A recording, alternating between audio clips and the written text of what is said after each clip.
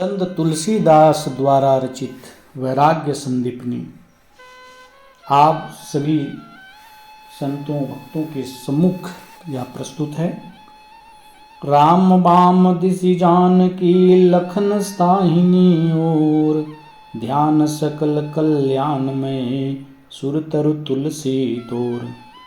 यह वैराग्य संदीपनी है, इसलिए गोस्वामी जी वंदना और स्तुति में राम का वह रूप लेते हैं जो जंगल में रहा है। राम के बाएं जानकी हैं और लक्ष्मण दाहिनी तरफ हैं। ये तीनों अयोध्या से निकलकर जंगल को गए और उन्होंने 14 वर्ष तक तप किया। यह वैराग्य का लक्षण है। इसलिए तुलसीदास जी इस रूप को लेकर वंदना करते हैं कि श्री राम की बाईं तरफ जानकी जी हैं और दाहिनी तरफ लक्ष्मण हैं। यह ध्यान सब भांति से कल्याणमय है। ऐ तुलसी, तुम्हारे लिए तो यह कल्प वृक्ष है। तुलसी मिटे न मोहतम, किए कोटि गुण ग्राम, हृदय कमल फूले नहीं, बिनु रवि कुल रवि राम। तुलसीदास जी कहते हैं कि चाहे करोड़ों गुणों का समूह इकट्ठा कर लो, बड़े सद्गुणी हो जाओ, लेकिन रवि कुल में उत्पन्न रवि राम सूर्यवंशी श्री राम के बिना हृदय कमल नहीं खिलेगा। सुनत लखत श्रुति नयन बिनु, रसन बिनु रस लेत, बासनासिका बिनु लहे परसय बिना निकेत। अज अद्वैत अनाम अलख रूप गुण रहित जो, मायापति सोई राम दास हेतु नर तन धरेऊ। जो कानों के बिना सुनता है, नेत्रों के बिना देखता है, जीभ के बिना रस चखता है, नाक के बिना गंध ग्रहण करता है और शरीर के बिना स्पर्श करता है, जो अजन्मा है, अद्वैत है, अनाम है, अदृश्य है, रूप और गुण रहित हैं, वही मायापति ब्रह्म दशरथ पुत्र श्री राम है। उसने भक्तों के उद्धार के लिए देह धारण किया है।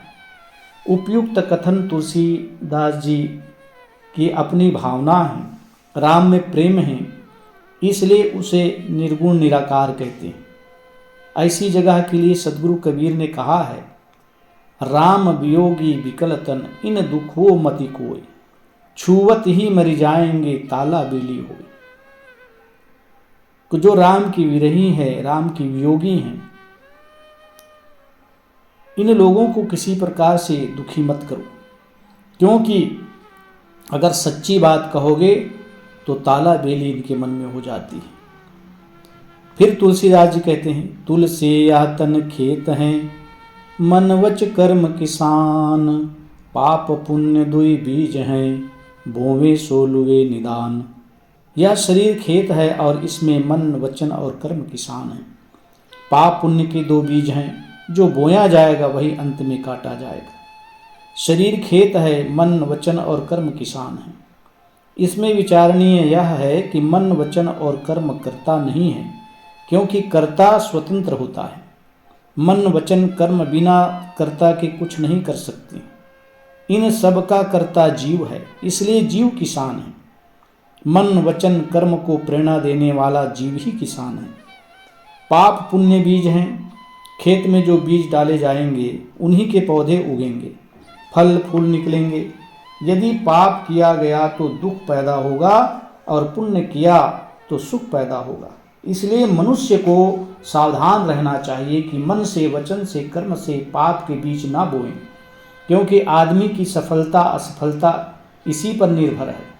आदमी सही मार्ग में चलता है कि गलत मार्ग में, यह उस पर निर्भर करता है।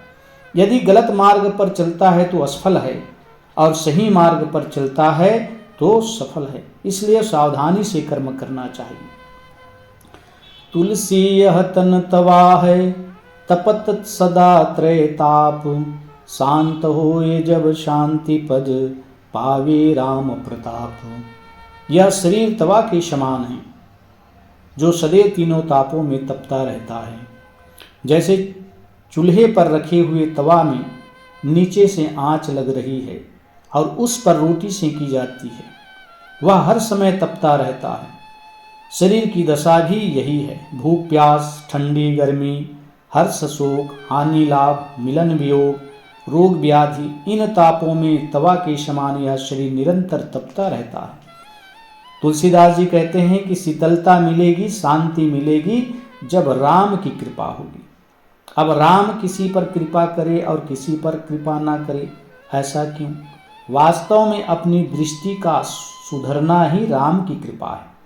जब हम अपने पर कृपा करते हैं, अपने दोषों को छोड़ते हैं, तभी इस शरीर का ताप मिटेगा और शांति मिलेगी। तुलसी वेद पुराण मत पूरन शास्त्र विचार, यह विराग संदीपनी अखिल ज्ञान को सार।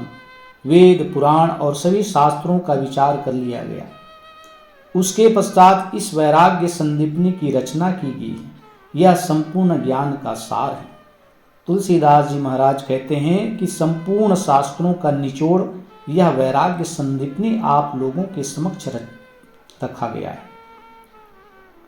अब तुलसीदास जी संत स्वभाव का वर्णन करते हैं कि संतों का स्वभाव कैसा होता है। सरल वर्ण भाषा सरल सरल अर्थमय मानी, तुलसी सरलय संत जन ताहि परी पहचान। इस वैराग्य संदीपनी ग्रंथ के वर्ण और भाषा सरल हैं। वर्ण नाम अक्षर, इसके अक्षर सरल हैं। जैसे वैराग्य नहीं वैराग है, शांति नहीं शांति है। ग्रामीण लोग जिस ढंग से बोलते हैं उस ढंग से शब्द रखा जाता है और इसकी भाषा भी सरल है। इसमें कोई साहित्यिक और दार्शनिक शब्दों का प्रयोग नहीं किया गया। सरल अर्थमय मान, इसका अर्थ भी सरल है। तुलसी सरलय संत जन, तुलसीदास जी कहते हैं कि संत भी सरल होते हैं। ताहि परी पहचान, उन्हीं के पहचानने में यह बात आएगी। जो सरल होते हैं वे संत की बातों पर ध्यान देते हैं।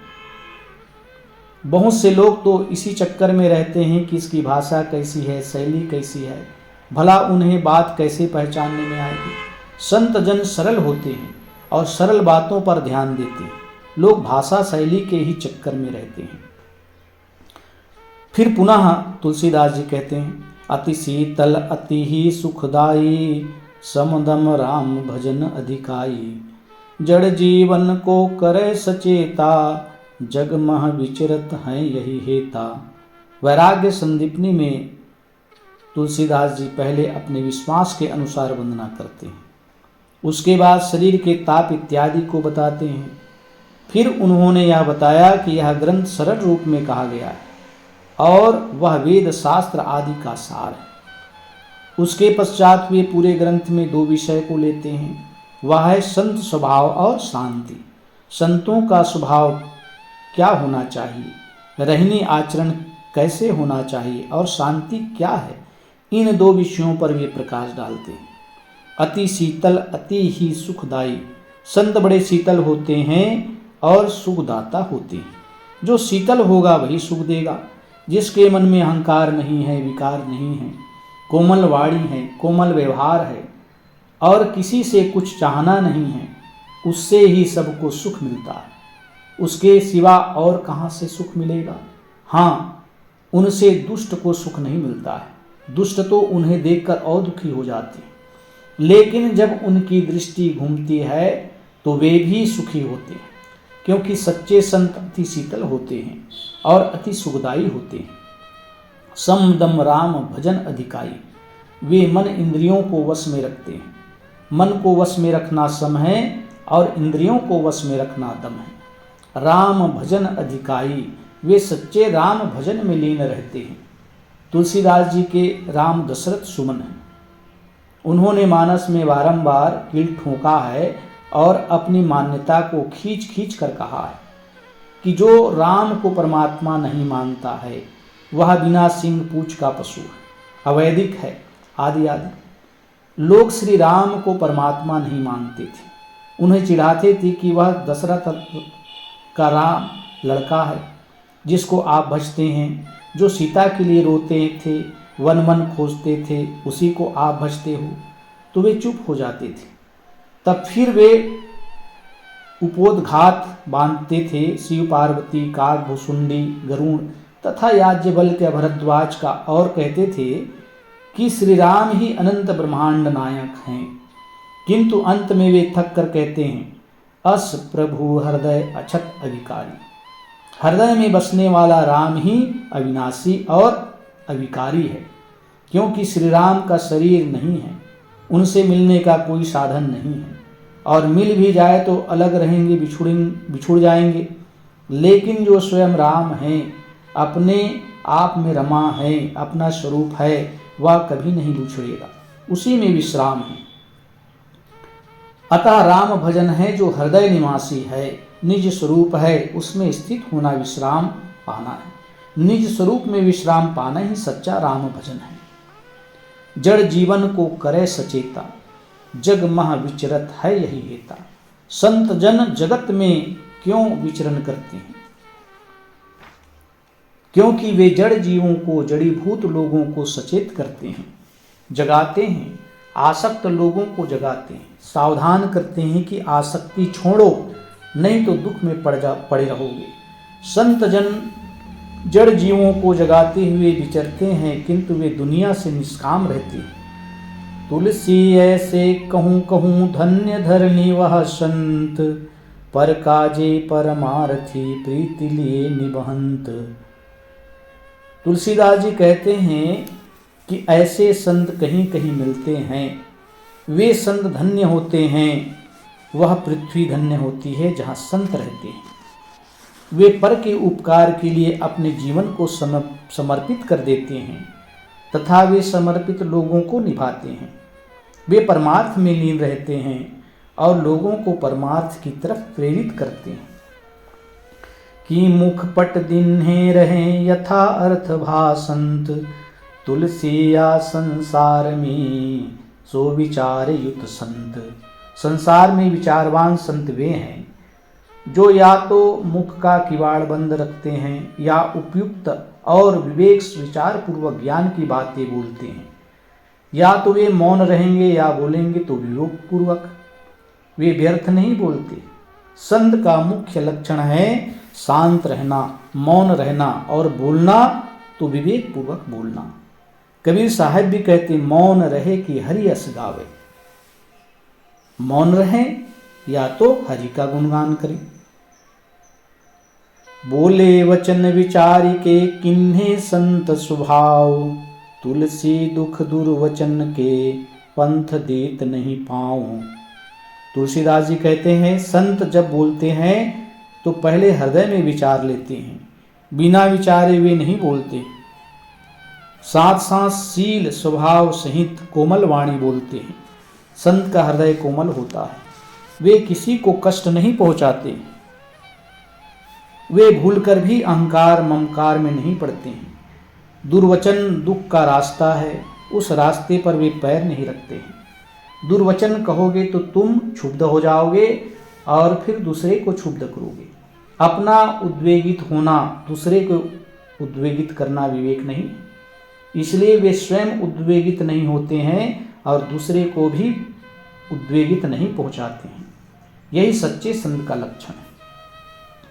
शत्रु न काहू करी गने, मित्र गने नहीं काहि, तुलसी यह मत संत को बोले क्षमता माही। संत जन ना तो किसी को शत्रु मानते हैं और ना मित्र मानते हैं। वे समता में रहते हैं और समता के वचन कहते हैं। विवेक से देखा जाए तो यहाँ कौन शत्रु और कौन मित्र है? किसी का साथ नित्य नहीं है। इसलिए संत इस बात को चित्त में रखकर सबको समदृष्टि से देखते हैं। अति अनन्य गति इंद्री जीता, जाको हरि गुण कतहुन चीता। मृग तृष्णा सम जग जिय जानी, तुलसी ताहि संत पहचानी। अनन्य में दूसरे की गुंजाइश नहीं हो सकती। उसमें भी उन्होंने अति विशेषण लगाया है, यानी दूसरे की उपेक्षा से रहित ऐसी गति, ऐसी स्थिति, ऐसी उच्च दशा जिसमें दूसरा माया मोह ना हो। जिन्होंने इंद्रियों को पूर्ण रूप से जीत लिया है, उनका चित्त केवल हरि में लगा रहता है, सदैव आत्मलीन। जिन्होंने मन में जगत को मृग तृष्णा के समान समझ लिया है। मृग तृष्णा शब्द एक कोड वर्ड की तरह है। कहा जाता है कि कि हिरन धूप की लहरियों को पानी समझकर दौड़ता है। वहाँ पानी मिलेगा, आगे पानी मिलेगा, ऐसा सोचकर दौड़ते दौड़ते गिर पड़ता है और मर जाता है, किंतु पानी कहीं नहीं मिलता। हर प्राणी की दशा यही है। आदमी जब से होश में आता है तब से सुख के लिए दौड़ता है, सुख के लिए सारा आयोजन करता है और दौड़ते दौड़ते मरता है, किंतु सुख कहीं नहीं पाता है। विषयों में सुख की कल्पना मृग तृष्णा है। संतजन सारे विषय सुख को मृग तृष्णा के समान समझते हैं। इसमें पढ़कर कहीं शांति नहीं मिलती है। अगर कोई अपनी शांति के लिए कहे कि मैं मठ बनाऊंगा, चेला बटोरूंगा, प्रचार करूंगा, तो यह भी मृग तृष्णा है।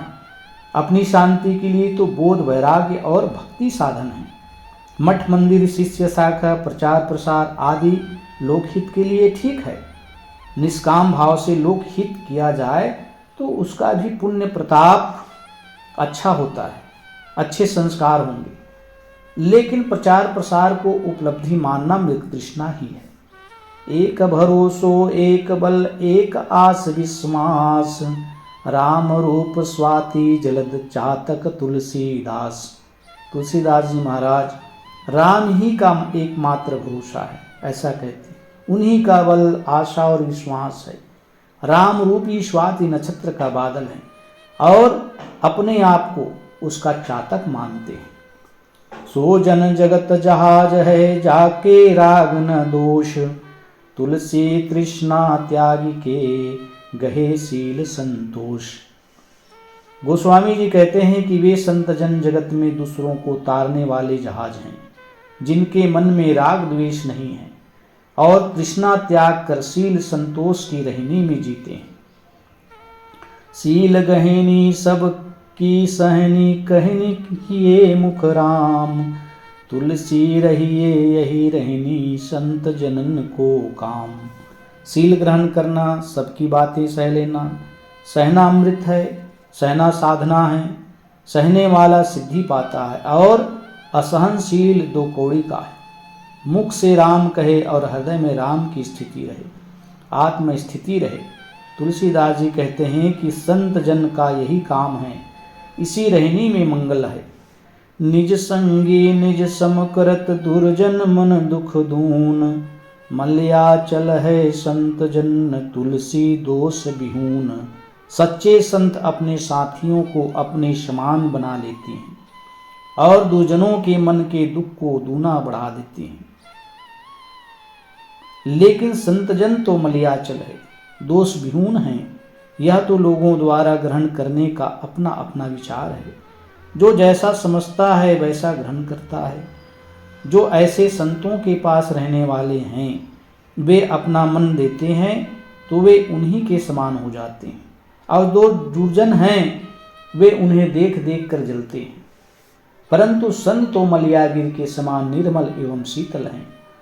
कोमल वाणी संत की स्रवत अमृत में आई, तुलसी ताहि कठोर मन सुनत मैन हुई जाई। संतों की वाणी सदैव कोमल होती है, वह अमृत के समान झरती है। ऐसी मधुर वाणी सुनकर कठोर मन भी पिघले मोम के समान कोमल हो जाता है। अनुभव सुख उत्पत्ति करत, भय भ्रम धरई उठाई, ऐसी वाणी संत की जो उर भेदे आई।